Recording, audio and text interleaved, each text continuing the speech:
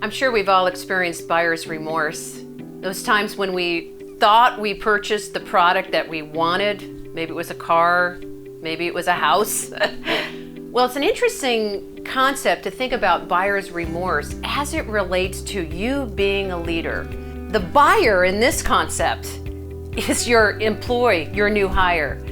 And many organizations spend a lot of time recruiting, hiring, interviewing, asking just the right questions so that they can get the right candidate.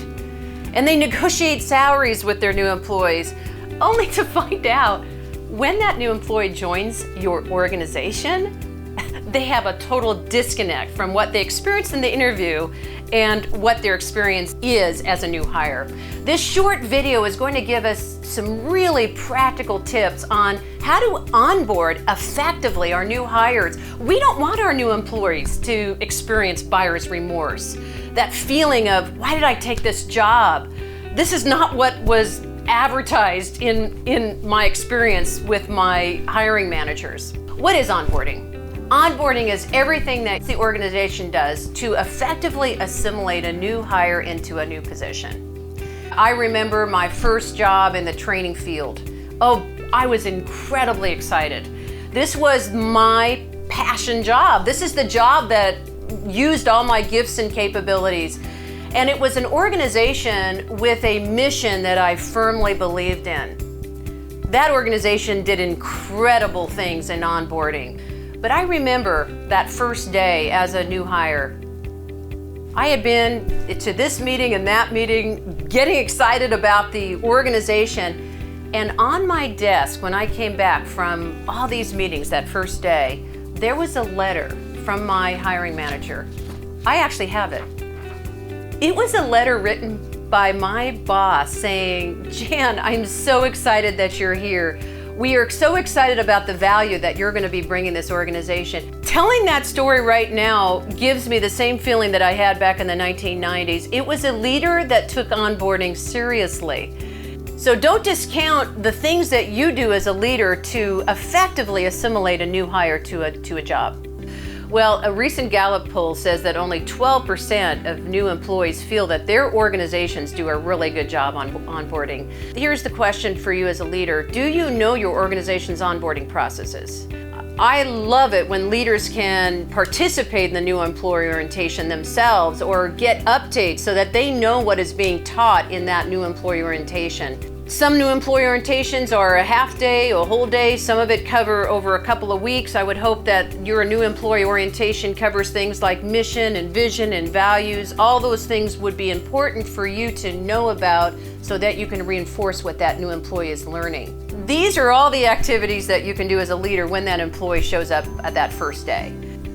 I've talked to many leaders. There are so many creative ways to welcome your new hire.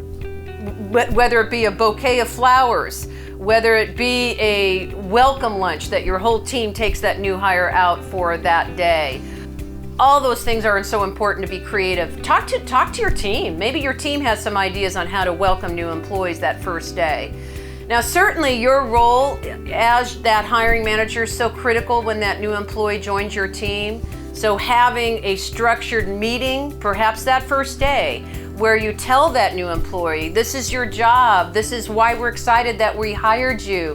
Here's some information about our organization mission, vision, and values. This is how your position fits into our wider organization mission.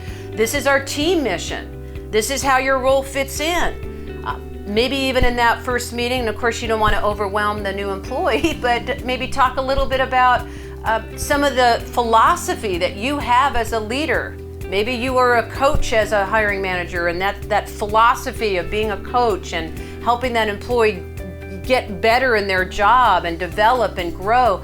If that's part of your philosophy, that is an awesome thing to talk about in that first meeting. Certainly, as you think about that first day, introducing that new employee to the entire team, I think would be important. Some organizations have, as part of their onboarding practice, an opportunity for that new hire to take a personality or communication assessment.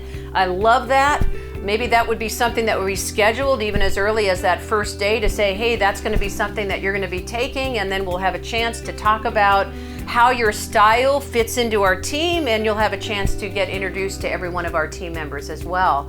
That's an awesome idea as well. So as you think about an incredibly important activity that you'd want to do before you're onboarding this new hire to your organization, having an opportunity to plan an onboarding activity. What is your schedule for that new employee? The first day, the first week? Many new employees want to start adding value as quickly as possible. So as you're planning, not only the schedule, who are they going to meet, making sure that their desk is ready, making sure that you can give that employee an opportunity to take a tour of your department, of your organization. Also be thinking about some of the things that would be important for that new employee to know right away. And so having that opportunity to plan, maybe first day, first week, couple of weeks, would be an important before activity. I think as you're thinking about building that relationship with that new hire quickly, I'm a big fan of having one-on-one meetings, and hopefully that's already a part of your philosophy as in your department, that you as a leader are meeting regularly with every one of your team members on a regular basis. And so telling that new employee that that's part of your philosophy, and bringing that new employee in very quickly to your one-on-one meetings, I think that would be an important other activity that you would do during onboarding. Another conversation you want to have with your new employee is how your team operates, and hopefully you are already very clear on your team purpose and mission and team norms. And basically team norms are those rules of engagement that your team has created, and that is how your team is going to function. One very common norm is that everyone participates in team meetings, and then there's a discussion of what participation looks like. So as you're thinking about onboarding that new employee, I think anything to do with your team dynamics, whether it be purpose, mission, vision, team norms, bringing that team member into the fold, so to speak, would be an important onboarding activity. I think as we think about some of the activities that you as a leader need to consider as that new employee starts getting acclimated to their job and their position, you're providing feedback, they're getting familiar with your team dynamics. Maybe you've held a team session with that new employee, so everyone starts getting to know each other. But as those weeks go by, I think it's important every 30, 60, 90 days to ask that new employee, what would you have wanted to know at a 30-day, at a 60-day? What things can we start improving in our onboarding process? You're getting valuable feedback from that new employee, and that new employee could be a great source of your continually upgrading and improving your onboarding.